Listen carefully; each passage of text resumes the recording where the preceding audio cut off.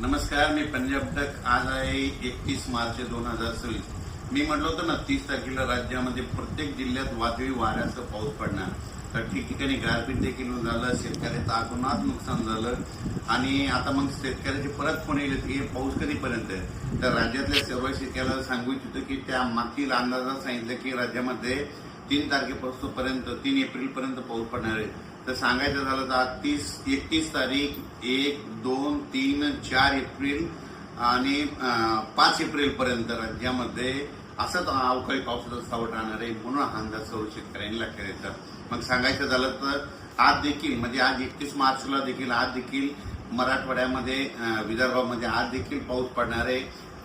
तिकडे उत्तर महाराष्ट्राकडे देखील असणार आहे. म्हणून हा अंदाज लक्षात घ्यायचा. त्याच्यानंतर आणखीन खरा जास्त पाऊस तुम्हाला एक सांगू इच्छितो.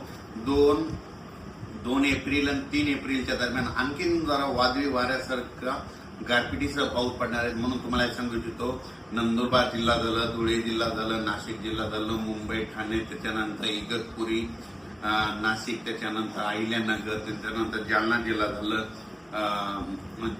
जिल्हा झालं, संभाजीनगर झालं, जळगाव जिल्हा झालं, धुळे, नंदुरबार, जळगाव, बुलढाणा जिल्हा, अकोला जिल्हा, अमरावती, वर्धा, नागपूर, भंडारा, गोंदिया, चंद्रपूर, यवतमाळ, वाशिम, हिंगोली, नांदेड, परभणी, लातूर, लातूर, बीड, धाराशिव,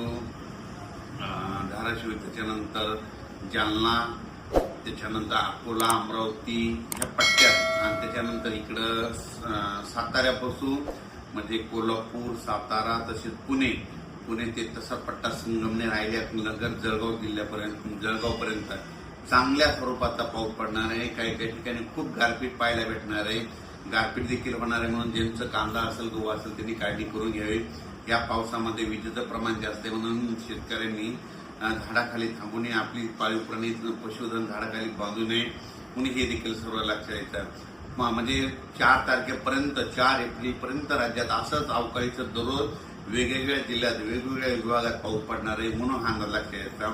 आणि 5 एप्रिलला फक्त नागपूरमध्ये वर्धा, भंडारा 5 तारखेला तिकडं जाईल आणि 6 तारखेपासून राज्यातलं वातावरण कोरडं होईल. म्हणजे 6 एप्रिल नंतर राज्यात कोरडा हवामान होणार आहे. म्हणून हा अंदाज सर्व शेतकऱ्यांना लक्षात घ्यायचा. पण आणखीन 31, 1, 2, 3, 4 तारखेपर्यंत 5 दिवस पावसाळ्यासारखा पाऊस पडणार आहे. खूप ठिकाणी गारपीट होणार आहे. काही जणांना म्हणजे आतापर्यंत गारपीट ज्या भागात झाल्या तिथं देखील गारपीट पाहायला भेटणार आहे. म्हणून हे अंदाज सर्व शेतकऱ्यांना लक्षात घ्यायचा. खास करून शेतकऱ्याला सांगू इच्छितो, जे कांद्याचा पट्टा आहे म्हणजे साताऱ्यापासून ते असा बारामती, पुणे म्हणजे जवळपास 150 गाव आहेत. तर पुणे असा कोकणपट्टी, त्याच्यानंतर अहिल्यानगर, बीड जिल्हा, संभाजीनगर, इकडे नाशिक, जळगाव ह्या पट्ट्यामध्ये जरा जास्त गारपीट होणार आहे. म्हणून हा अंदाज त्या कांद्याच्या शेतकऱ्यांना लक्षात येताना आपण आपले कांदे असं तर काढून झाकून ठेवायचे.